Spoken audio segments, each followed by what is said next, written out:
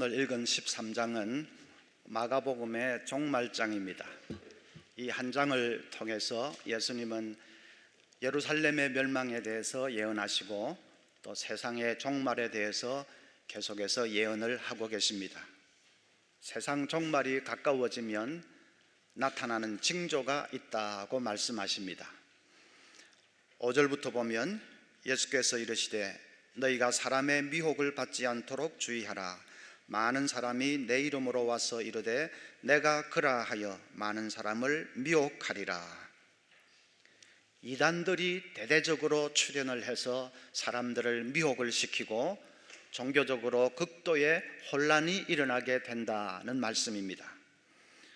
7절에는 난리와 난리의 소문을 들을 때에 두려워하지 말라. 이런 일이 있어야 하되 아직 끝은 아니니라. 지구촌 곳곳에서 전쟁이 터지고 테러가 일어나게 된다는 말씀입니다. 8절에는 민족이 민족을, 나라가 나라를 대적하여 일어나겠고 곳곳에 지진이 있으며 기근이 있으리니 이는 재난의 시작이니라. 자연재해지요. 대지진이 터지고 엄청난 기근이 닥쳐서 사람들이 고통하게 될 것이라는 말씀입니다. 중요한 것은 이제 26절부터 말씀입니다.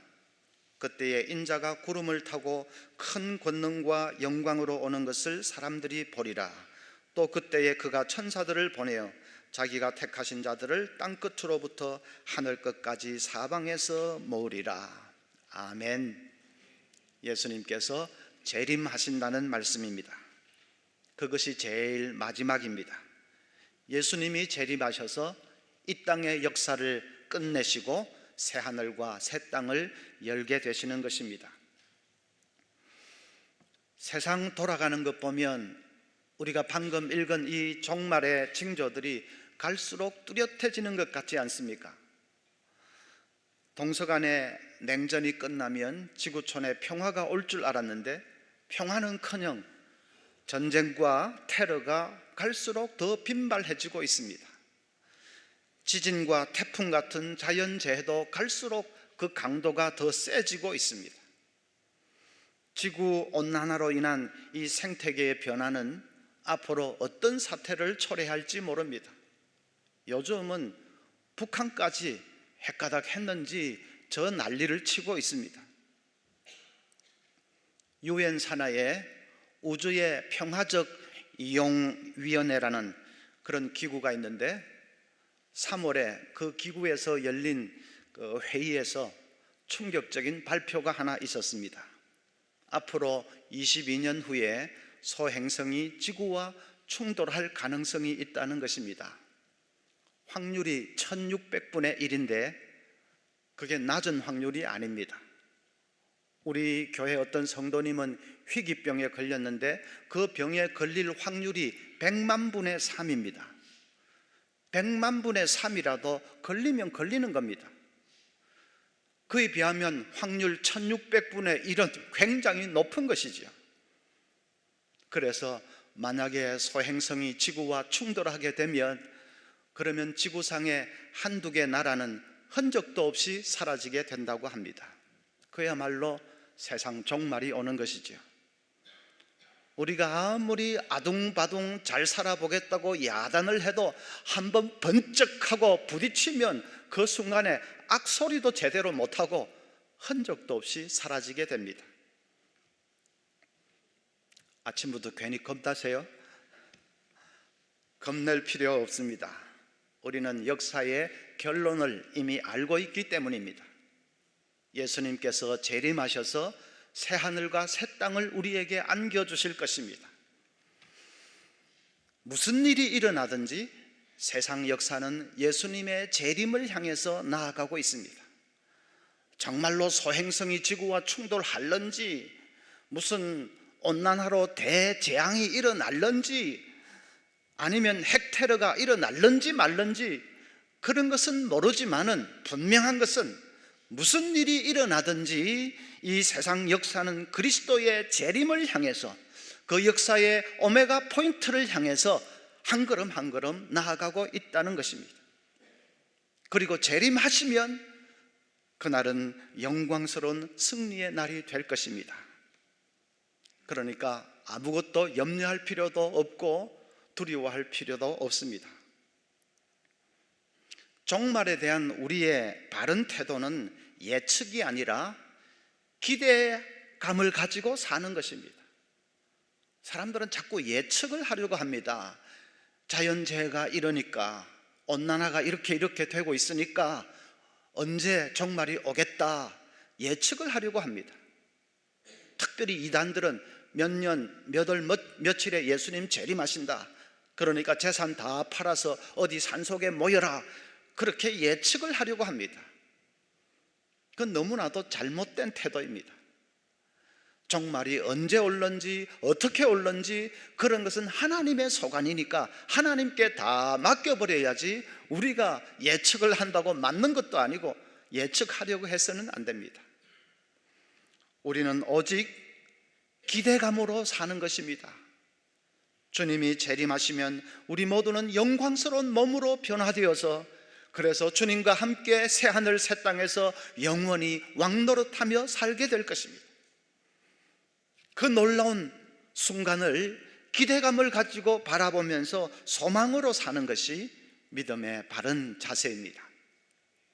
그러니까 이 시간 우리가 염두에 두어야 될 것은 세상의 종말에 대해서라기보다는 오히려 나 개인의 종말에 대해서입니다.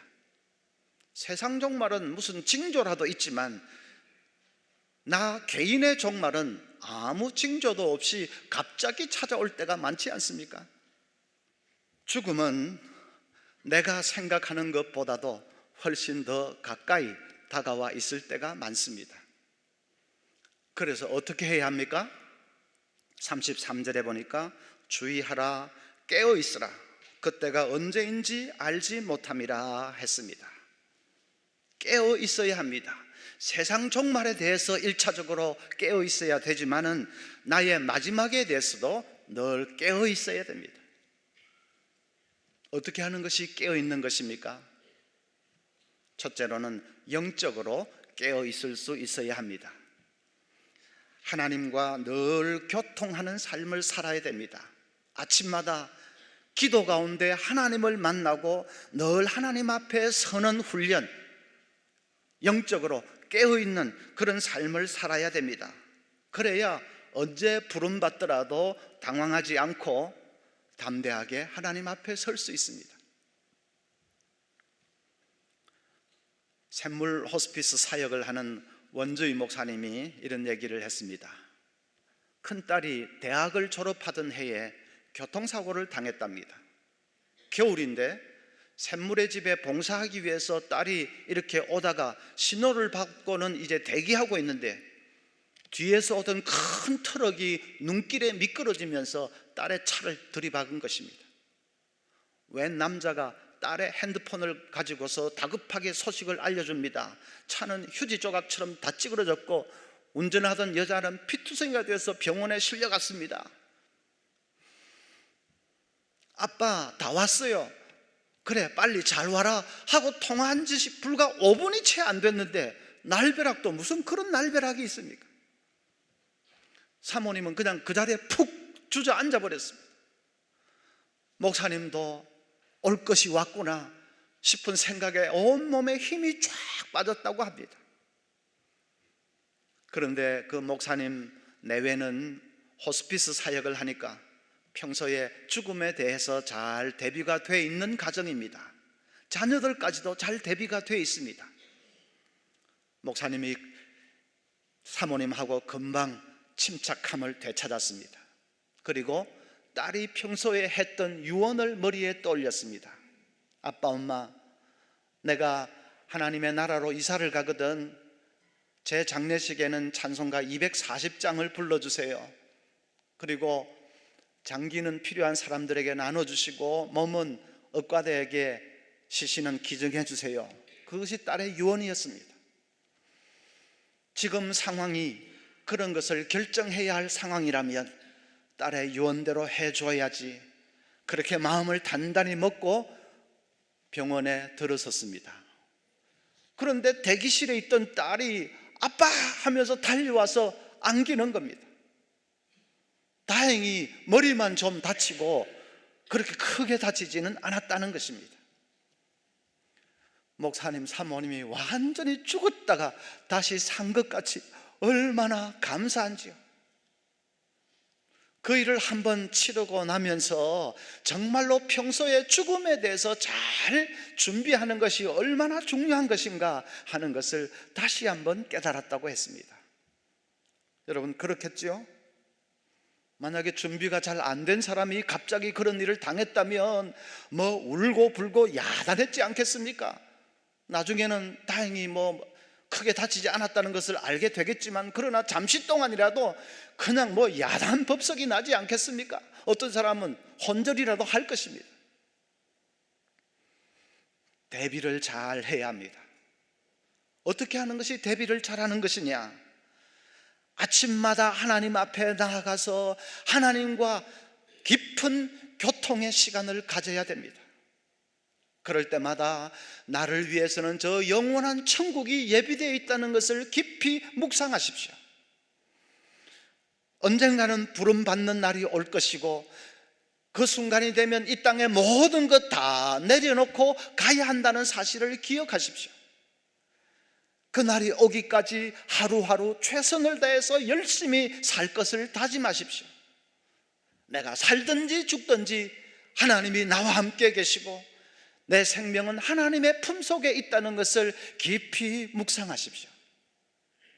새벽마다 하나님과 교통하면서 그런 사실들을 묵상하면서 하나님과 교제하는 것이 중요합니다. 그것이 깨어있는 것입니다. 그래서 내 영이 담대하게 견고하게 서는 것이 너무나도 중요합니다. 리처드 코치라는 사람이 쓴 그 80, 그 다음에 슬러시 20 법칙이라는 책을 보면 모든 기업은 20%의 활동으로 80%, 나머지 80%를 이끌어 결과를 도출해낸다고 합니다. 아무리 큰 기업이라도 그 기업을 이끌어가는 핵심 인물은 20%에 불과하고 그 20% 핵심 인물이 나머지 80%를 끌고 간다는 것입니다. 그것은 개인의 삶에도 마찬가지라고 합니다. 우리 개인의 삶에도 20%의 핵심적인 활동이 있고 그것이 나머지 80%의 삶을 이끌어갑니다. 20%의 핵심적인 활동이 무엇이지요? 하나님과 깊이 교제하는, 보이지 않는 그 시간입니다.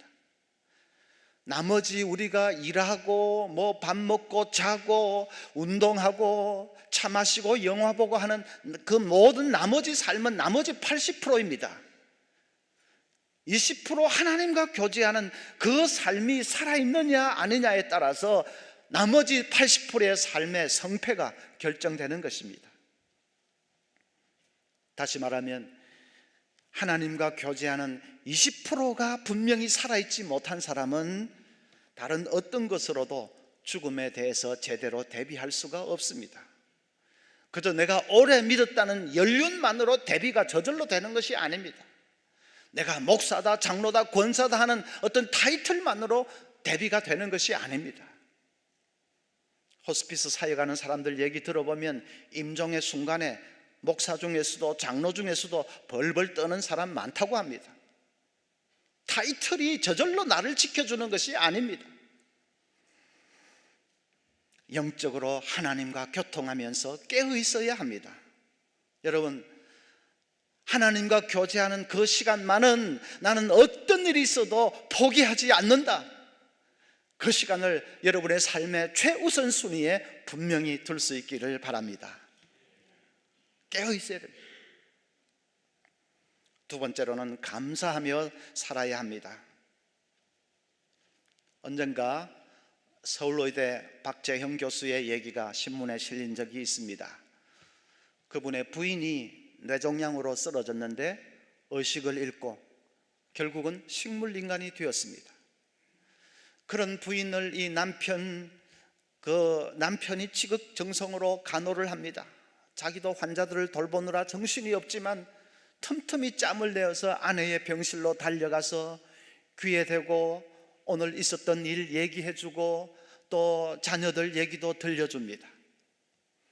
그렇게 정성을 다해 간호한 것이 통했던지 의료진은 한 1년밖에 살지 못했다고 한 것을 몇 년째 생존을 하고 있다고 합니다. 시련은 컸지만은 유익도 있었다고 합니다. 가족에는 오히려 더 깊어졌습니다. 그리고 환자를 대하는 태도도 달라졌습니다.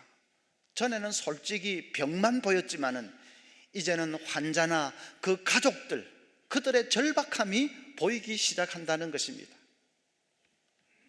그 다음 말이 가슴을 뭉클하게 합니다. 아내가 쓰러지고 나니까 평범한 삶이 너무나도 그립다는 것입니다. 아내가 부엌에서 설거지를 하던 모습, 가족들이 둘러앉아서 사과를, 과일을 깎아 먹던 모습, 웃고 떠들고 하던 그 일상의 안온한 모습, 그 평범한 삶이 너무나도 그립다는 것입니다. 의과대학 교수니까 뭐 돈이든 명예든 빵빵하지 않겠습니까? 남부러울 것이 없겠지요. 그런데 행복은 그런 조건에 있는 것이 아니었습니다. 그저 가족이 둘러앉아 웃음꽃을 피우고 사랑을 나누고, 아내는 설거지를 하고 남편은 아침에 씩씩하게 출근을 하고 하는 그 평범한 일상이 행복이었습니다. 그런데 우리는 왜 그런 것을 꼭 누가 쓰러지고 나서야 깨닫는지요? 왜 다 잃고 나서야 비로소 깨닫는지요? 인간이 얼마나 어리석습니까? 내 생애 마지막 한 달이라는 프로그램이 있습니다. 우리 교회가 몇 년 전에 한 목적 40일 프로그램하고 이 하는 방식은 비슷한데 주제는 좀 다릅니다. 내 생애 마지막 한 달, 그 프로그램은 만약에 나에게 생명이 한 달밖에 남아있지 않다면 그 한 달을 어떻게 살 것인가, 그런 것을 가지고 교인들의 삶의 자세를 새롭게 만드는 프로그램입니다. 그래서 첫째 날은 내 가족에 대해서 어떻게 정리를 할 것인가, 그 다음 날은 내 일에 대해서는 어떻게 정리를 할 것인가, 그 다음 날은 유언장도 직접 써보고, 그 다음 날은 또 내가 묻힐 묘지에 묘비명도 한번 써보고 하면서 쭉 한 달을 보내는 것입니다. 그렇게 한 달을 보내고 나면 성도들이 삶을 사는 자세가 완전히 달라져 버린다고 합니다. 특별히 잃어버렸던 감사를 회복한다고 합니다. 어떤 엄마는 두 아이를 학교까지 바래다 주는 그 아무것도 아닌 일이 진정으로 기쁨으로 다가왔습니다. 어떤 아빠는 아이하고 스무고개 놀이하고 가사 바꿔 부르기 놀이하고 하는 그 놀이가 신성하게까지 느껴졌습니다. 아무 의미 없이 그냥 스쳐보냈던 많은 일들, 그 하나하나가 얼마나 소중하고 사랑스럽고 얼마나 감사한지요. 여러분, 우리가 그런 것을 무슨 특별한 프로그램을 하지 않아도 깨달을 수 있어야 됩니다. 그게 깨어있는 것 아니겠습니까? 언젠가는 닥칠 나의 마지막을 직시하면서 오늘 하루 숨쉬고 움직이고 또 일하고 하는 모든 것을 감사함으로 행하는 것입니다. 그런 눈으로 보면 감사하지 않은 것이 정말 아무것도 없습니다. 산들산들 스쳐가는 바람마저도 내가 살아있다는 것을 깨우쳐 주는 것 같아서 감사합니다. 청록파 시인 박두진 선생은 평생을 살면서 단 하루도 심심한 날이 없었다고 합니다. 왜냐하면 문을 열고 나서기만 하면 하늘에 떠가는 구름이 자기에게 말을 겁니다. 산들산들 스쳐가는 바람이 먼 나라의 얘기를 들려줍니다. 어느 날은 저녁에 밤에 잠을 잘 수가 없었다고 합니다. 거실에 모아놓은 수석들이 서로 잘났다고 떠들어대는데 그 소리가 너무 시끄러워서 밤에 잠을 잘 수가 없었다고 합니다. 시인의 눈에는 돌멩이 하나에도 지나가는 구름 하나에도 생명이 있는 것입니다. 우리는 그런 시인의 눈은 가지지를 못했지만은 그러나 영의 눈을 가지고 있지 않습니까? 따뜻한 봄볕을 쬐면서 하나님, 내가 살아있군요. 감사합니다. 감사할 수 있어야 됩니다. 산들산들 스쳐 지나가는 이 봄바람을 느끼면서 하나님, 저를 살아있게 해주셔서 감사합니다.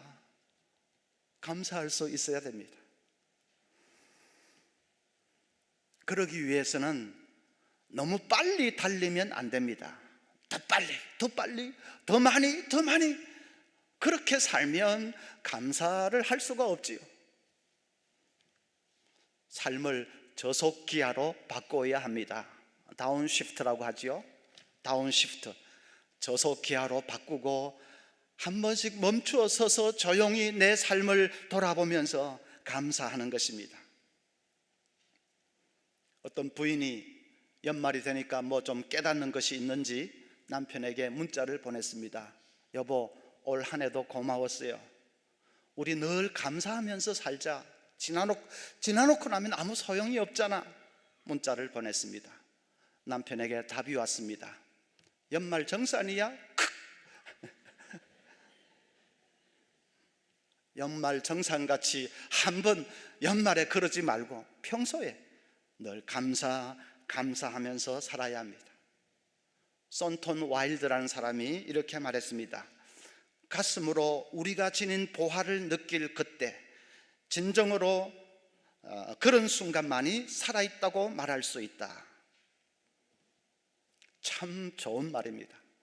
가슴으로 우리가 지닌 보화를 느낄 그때, 진정으로 감사를 느낄 그때, 그런 순간만이 살아있다고 말할 수 있다. 바꾸어 말하면 감사를 느끼지 못하면 그 사람은 살아있는 사람이 아니라는 말입니다. 아무리 좋은 것을 손에 쥐어주어도 감사할 줄 모르고 있으면 그 사람은 살았다고 하지만은 사실은 살아있는 사람이 아니라는 것입니다. 가슴으로 나에게 주어진 보화를 느낄 때, 감사를 느낄 때 그 순간만이 내가 진짜로 숨쉬고 있다, 살아있다. 그래서 여러분, 하루하루의 삶이 감사의 삶이 되게 하십시오. 그것이 나의 개인의 종말을 바라보는 사람, 깨어있는 사람입니다. 세 번째로는 베풀며 살아야 합니다. 마태복음 6장 20절에 오직 너희를 위하여 보물을 하늘에 쌓아두라 했습니다. 남을 위해서 베풀며 사는 사람은 보물을 하늘에 쌓아두는 사람입니다. 땅에 쌓아둔 것은 마지막 순간에 티끌 하나도 가지고 갈 수 없지만, 그러나 베풀면서 살 때 그 사람은 보물을 하늘에 차곡차곡 쌓아두는 사람입니다. 지혜로운 사람이지요. 내가 앞으로 영원히 살 그 나라에 착실하게 투자를 하는 것이니까 상당히 지혜로운 사람, 깨어있는 사람입니다. 사람이 임종하는 순간을 지켜본 적이 있습니까? 그 순간에 내 서울대학 졸업장 좀 가져와 봐 하는 사람 아무도 없습니다.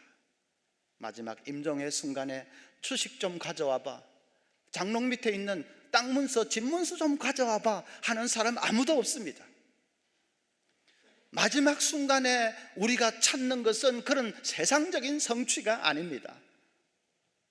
마지막 순간에는 사람을 찾습니다. 아무개 왔어? 아무개 보고 싶은데 사람을 찾습니다. 가슴에 한이 맺힌 사람이면 더 그렇습니다. 아무개 꼭 한번 만나보고 가고 싶은데 사람을 찾습니다. 마지막 순간에 우리가 깨닫는 것은 다른 사람과 맺어왔던 관계가 내 삶의 전부였다는 사실입니다. 좋은 관계를 위해서 늘 베푸는 삶을 살아야 됩니다. 사랑을 베풀고, 용서를 베풀고, 은혜를 베풀고, 물질을 베풀 수 있어야 합니다. 어떤 유명한 문학가가 폐암 진단을 받았습니다. 그런데 본인은 모르고 있었는데 가족들이 병실 복도에서 얘기하는 소리를 우연히 듣고 자기가 6개월 시한부라는 사실을 알게 되었습니다. 엄청난 충격이었습니다.